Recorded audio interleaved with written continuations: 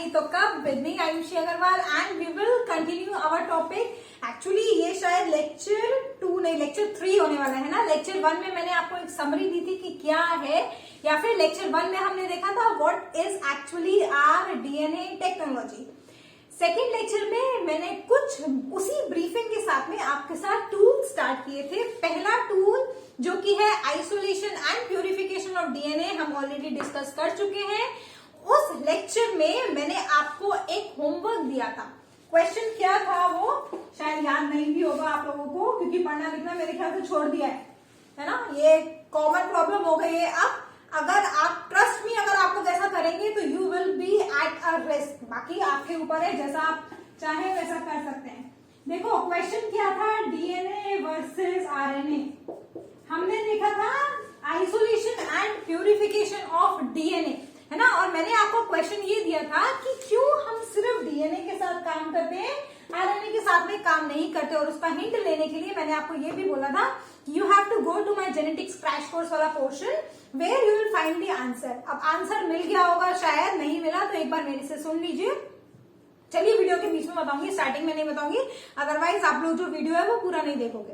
ठीक है, चलो सेकंड टूल के बारे में डिस्कस करते हैं हम। That second tool is a very very important tool because it is the first step in the construction of R DNA. और उस टूल को हम किस बेसिस पे पढ़ेंगे या क्या पढ़ेंगे? That particular tool is the restriction enzyme. अब रेस्ट्रिक्शन एंजाइम या फिर इसका जो दूसरा नाम है उससे आप बहुत सारी चीजें पढ़ेंगे। देखो जो बच्चे 11th में भी मेरे साथ में थे उनको मेरा एक फेवरेट काम जो है वो पता होगा, I believe in teaching through the name. ठीक, अब यहाँ जो मैंने 2 नाम लिखे हैं आपके टूल के, उसी से पूरा का पूरा ये पर्टिकुलर टूल समझ में आएगा। देखो जरा कैसे आएगा। पहला बोला मैंने रेस्ट्रिक्शन एंजाइम, इसका मतलब कुछ तो रेस्ट्रिक्ट कर रहा है। बायोमोलिक्यूल का नेचर कैसा है? एंजाइम है। ठीक, यहां से ये बात समझ में। अब एक्चुअली में जो इसका फंक्शन है वो इस मॉलिक्यूलर सीजर से समझ में आएगा। सीजर का रोल हम सबको आपकी डेली लाइफ में पता होता है, right. What actually scissor does, it cuts the और it cut any 2 fragments, be it paper, be it cloth और व्हाटएवर यू वांट। यहाँ पर ये पर्टिकुलर टूल क्या कट करेगा? मॉलिक्यूल को कट करेगा या फिर मॉलिक्यूलर लेवल पर एक्ट करेगा। कौन से मॉलिक्यूलर लेवल पर एक्ट करेगा? ऑब्वियसली जब हम डीएनए के साथ में डील कर रहे हैं तो डीएनए पर ही काम करेगा, उसके अलावा इसको किसी और के साथ में काम नहीं करना। तो क्या मतलब हुआ? It is actually the scissor that cuts DNA। कैसा डीएनए? Double stranded DNA. मैं यहीं पर सारी चीजें बताती जाऊंगी, you have to pay attention on the board. ठीक, कैसा डीएनए कट करेगा? डबल स्ट्रैंडेड डीएनए कट करेगा। अब कट तो रहा है, लेकिन क्या आप लोग जब भी सिजर के साथ काम करते हैं, आप लोग तो कहीं से भी काट दें, लेकिन हाँ जो स्पेशलाइज्ड पर्सन होते हैं, जो डिजाइनर्स होते हैं, चलो डिजाइनर की बात करते हैं, टेलर की बात छोड़ देते हैं, बड़े लेवल पर बात करते हैं। ठीक है, जो डिजाइनर्स होते हैं क्या वो ऐसे कहीं पर भी सिजर का यूज करते हैं? Obviously not. अगर ऐसा करेंगे तो कुछ का कुछ ही बनेगा। ठीक, तो क्या ये सिजर कहीं पर भी डीएनए को काटेगा? ना। अगर कहीं पर भी काटने लगा तो इसको हम इतना स्पेसिफिकली क्यों पढ़ेंगे, है ना। ये तो हो गया कॉमन सेंस। अब जब ये कॉमन सेंस लगा लिया कि ये जो मॉलिक्यूलर सिजर है वो कहीं पर भी, मतलब आर्बिट्री लेवल पर कहीं पर भी नहीं काट सकता, that means it cuts this double stranded DNA at a very specific site, and that specific site or in fact that particular sequence is known as what? It is known as recognition sequence। ठीक है, अब यहां से आपकी ना कुछ short forms चलेंगी। ये शॉर्ट फॉर्म ऑल्दो स्टैंडर्ड नहीं है, but while dealing with the subsequent lectures I frequently use these short forms, so do remember that। कहीं पर भी कंफ्यूजन नहीं होना चाहिए कि क्या है ये शॉर्ट फॉर्म का मतलब। RS डिनोट्स रेस्ट्रिक्शन या फिर रिकॉग्निशन सीक्वेंस। रेस्ट्रिक्शन सीक्वेंस भी बोल सकते हैं आप इसको। कैसी सीक्वेंस है? वो स्पेसिफिक सीक्वेंस है जहां पर हमारी ये पर्टिकुलर एंजाइम, जिसको हमने बोला रेस्ट्रिक्शन एंजाइम, हमारा डबल स्ट्रैंडेड डीएनए का मॉलिक्यूल काटेगी। कौन सा डबल स्ट्रैंडेड डीएनए का मॉलिक्यूल काटेगी? 2 मॉलिक्यूल्स या 2 अलग डीएनए को काटने के लिए हम इस रेस्ट्रिक्शन एंजाइम का यूज करेंगे। अब again go back to the very first lecture and just recall that brief और दैट बेसिक स्ट्रैटेजी जो मैंने आपको बताई थी। वहां पर हमको एक चाहिए होस्ट का डीएनए, एक चाहिए वेक्टर, ठीक है। वेक्टर के अंदर ही आप आपका इंसर्ट या फिर फॉरेन डीएनए इंसर्ट या फिर एंटर करवाएंगे जिससे कि रिकॉम्बिनेंट डीएनए बने। तो बात क्लियर हो गई। रेस्ट्रिक्शन एंजाइम कौन से दो डीएनए के मॉलिक्यूल्स को काटेगी? वो दो डीएनए के मॉलिक्यूल्स, एक तो होस्ट, दूसरा वेक्टर, जो सेम रेस्ट्रिक्शन एंजाइम से काटेंगे और बाद में हम उनको लाइगेट करेंगे। वही मैंने आपको फर्स्ट लेक्चर में बेसिक स्ट्रैटेजी में बताया था, ठीक है। ये तो हो गया ये। अब बात करते हैं एक पर्टिकुलर वर्ड की। देखो एंजाइम का मतलब मैंने आपको समझा दिया, मॉलिक्यूलर सीजर क्या है उसका मतलब मैंने आपको समझा दिया। अब ये जो वर्ड है ना रेस्ट्रिक्शन, इसका मतलब समझो। ये वर्ड इतना स्पेसिफिकली हमने यहाँ पर यूज किया है, उसके पीछे भी एक बहुत बड़ा लॉजिक है। एक और बात, इस वर्ड को सीखने से पहले ये जो एंजाइम है वो कहाँ से आइसोलेट की जाती है? Usually it is a bacterial enzyme, ठीक है। बैक्टीरिया के अंदर से आपके एंजाइम को आइसोलेट करते हैं। अब एक क्वेश्चन आपके दिमाग में अभी नहीं तो आगे जाके आएगा ही आएगा, अगर आप वैसे भी लेक्चर को ध्यान से सुन रहे होंगे। जैसे ही मैंने बोला ये एंजाइम बैक्टीरियल एंजाइम है, that means it is there naturally within the bacteria. अब एंजाइम बैक्टीरिया के अंदर है, एंजाइम काम कर रही है डीएनए को काटना। बैक्टीरिया के अंदर भी डीएनए का मॉलिक्यूल होता है, तो क्या ये डीएनए जो बैक्टीरिया का खुद का डीएनए है, क्या ये एंजाइम उसको नहीं काटेगी? नहीं काटेगी। तो क्यों नहीं काटेगी? उसका तो काम ही है डीएनए को काटना, ठीक। ये एक बहुत बड़ा और बहुत इंपॉर्टेंट क्वेश्चन है। नहीं, बैक्टीरियल एंजाइम होने के बावजूद भी रेस्ट्रिक्शन एंजाइम बैक्टीरिया का खुद का डीएनए नहीं काटती। क्यों? क्योंकि उसके साथ जुड़ा हुआ है ये वर्ड रेस्ट्रिक्शन। एक्चुअली में ये जो रेस्ट्रिक्शन एंजाइम है वो बैक्टीरिया का डिफेंस सिस्टम है। देखो एक और ट्विस्ट,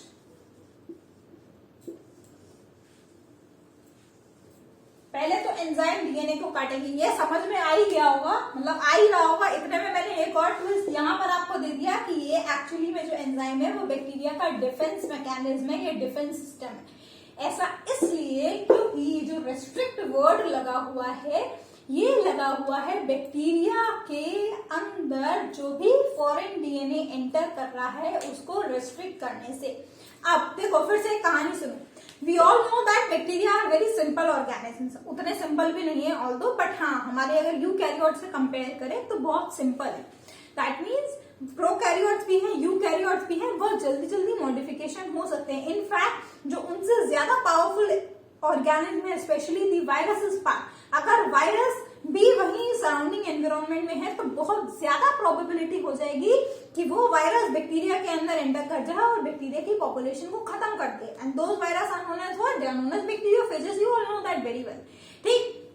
तो अगर ऐसा होने लगा तो बैक्टीरिया की पॉपुलेशन को खतरा है, लेकिन nature has design each and everything so well कि it will not lead to that particular situation. How? That is because of this particular enzyme, that is restriction enzyme.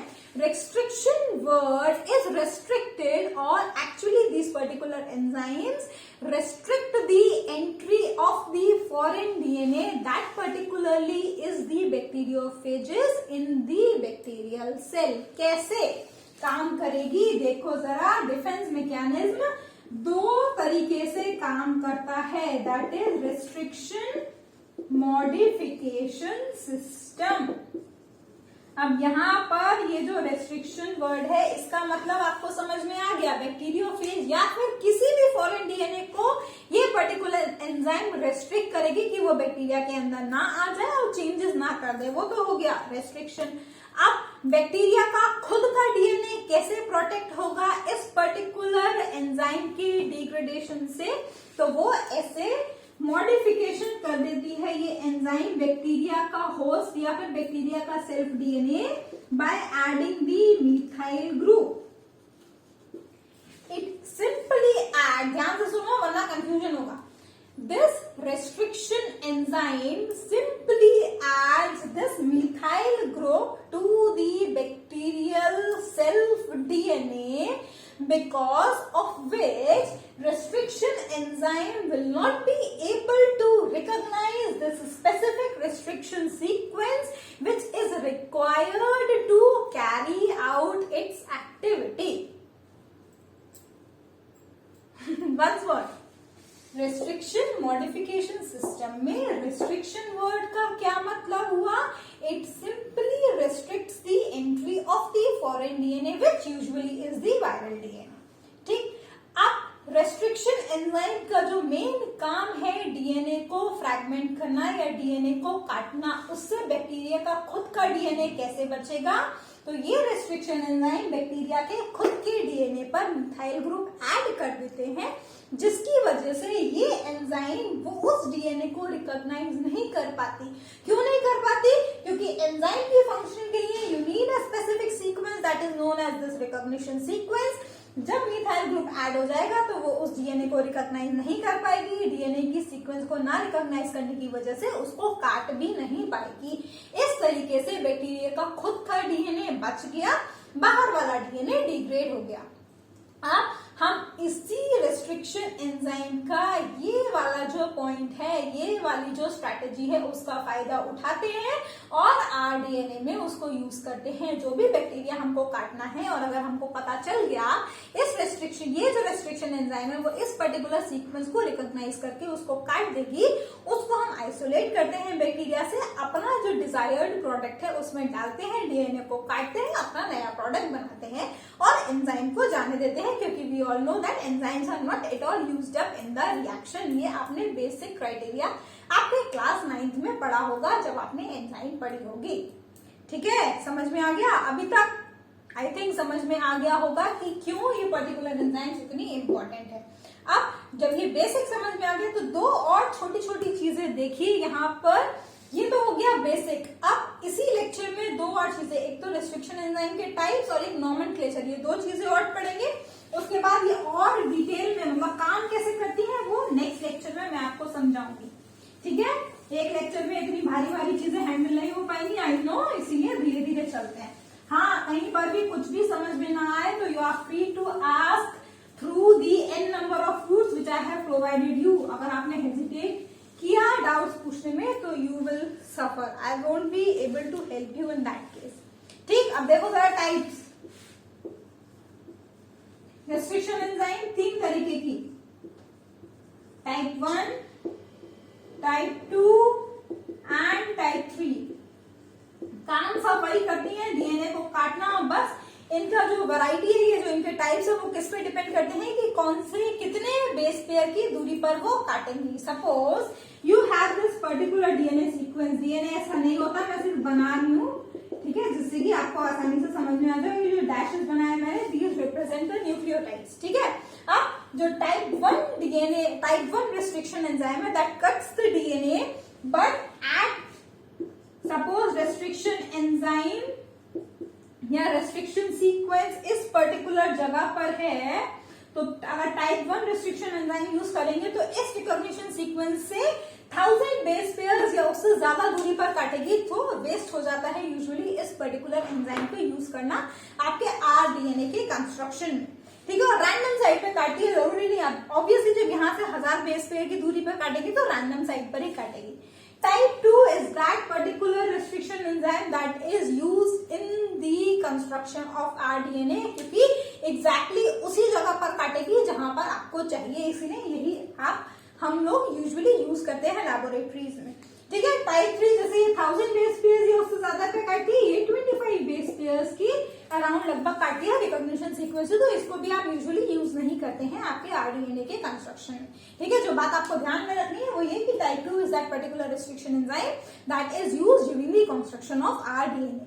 ठीक, अब देखो नॉमेनक्लेचर, ये इंपॉर्टेंट है क्योंकि नेक्स्ट लेक्चर में जब मैं आपको इसकी फंक्शनिंग पढ़ाऊंगी तो बहुत सारी एंजाइम्स दूंगी और साथ में वो कौन सी रिकॉग्निशन सीक्वेंस पर काम करती है वो भी दूंगी। तो there I just give you the name of the enzyme और बाकी आपका कॉमन सेंस है जो आपको लगा के पता करना होगा कि कहाँ से ली हुई, क्योंकि हो सकता है वैसा क्वेश्चन आपके कॉम्पिटिटिव एग्जाम्स में पूछ लिया जाए। एक बहुत कॉमन रेस्ट्रिक्शन एंजाइम है जिसका एग्जाम्पल देकर मैं इस नॉमेनक्लेचर को समझाने वाली हूँ, दैट इज इको R1। ध्यान से सुन लो, सारे रिस्ट्रिक्शन एंजाइम्स के नॉमेनक्लेचर में यही क्राइटेरिया फॉलो होता है, इसीलिए। ठीक है, पहला वाला जो अल्फाबेट है that denotes the genus from where the restriction enzyme has been isolated. यहाँ पर आपको आसानी से समझ में आ रहा है कि ये एस्चेरिचिया कोलाई से निकली है, इसलिए ई स्टैंड्स फॉर एस्चेरिचिया। ठीक है, जीनस को डिनोट करता है पहला। दूसरा तो स्पीशीज, ये भी समझ में आ गया है ना, इसीलिए ये एग्जाम्पल लिया था, क्योंकि ई कोलाई तो सभी को याद हो जाता है अभी तक आते आते। ठीक, now the next alphabet denotes the strain of that particular bacteria from where that particular enzyme has been isolated. यहाँ पर E. coli का कौन सा स्ट्रेन है? It is RY113। आपकी जानकारी के लिए बता दूं, E. coli के बहुत सारे स्ट्रेन्स लैबोरेटरीज में यूज किए जाते हैं। In fact this E. coli is one of the favorite bacteria that is used in the laboratories for the research work. ठीक, तो यहाँ पर कौन से स्ट्रेन से ये एंजाइम आइसोलेट की गई है? RY13। This is not I, it is 1 in roman numeral. इसके बाद में जो आप रोमन न्यूमरल लगाते हैं, that denotes the number from which या in the sequence of which that particular enzyme has been isolated. ठीक है, तो यहाँ पर ये जो फर्स्ट है, that means it is the first enzyme that has been isolated. तो ये होता है नॉमेनक्लेचर। ऐसे ही और भी बहुत सारी एंजाइम्स हैं, नेक्स्ट क्लास में मैं दूंगी आपको उनके सोर्स भी साथ में। जैसे कि चलो एक और एग्जाम्पल ले लो, सिंपल सा ही देती हूं आपको। टैक, ये भी आप आगे जाके पढ़ेंगे। ठीक है, this T stands for thermophilus, AQ stands for aquaticus. ये particular enzyme thermus aquaticus, thermophilus ही थर्मस। ये पर्टिकुलर एंजाइम आप जब पीसीआर पढ़ेंगे तब मेरे साथ में देखेंगे कि कैसे ये यूज होती है। पीसीआर में एक ही एंजाइम यूज होगी, that is this Taq polymerase के नाम से भी जानी जाती है, या फिर टैक एंजाइम भी बोल सकते हैं। बाकी की जो एंजाइम्स है वो मैं नेक्स्ट लेक्चर में list along with the source and the recognition sequence दूंगी और बताऊंगी कि कैसे restriction enzymes act करती हैं। ठीक है, ये वाला लेक्चर यहीं पर बंद कर रही हूँ। आई होप समझ में आ गया होगा, नहीं समझ में आया तो you know what you have to do. ठीक है, नोट्स की टेंशन आप नहीं लेंगे, लेकिन हाँ अगर आपको चाहिए तो you have to contact me. ठीक, ऐसे ही नोट्स नहीं मिलने वाले आप लोग को। इनफैक्ट क्वेश्चन बैंक भी चाहिए तो yes, that is also available for you people, but you have to approach me in that case, right? So we will meet again in our next lecture. Till then, have a good day, take care, bye bye, thank you.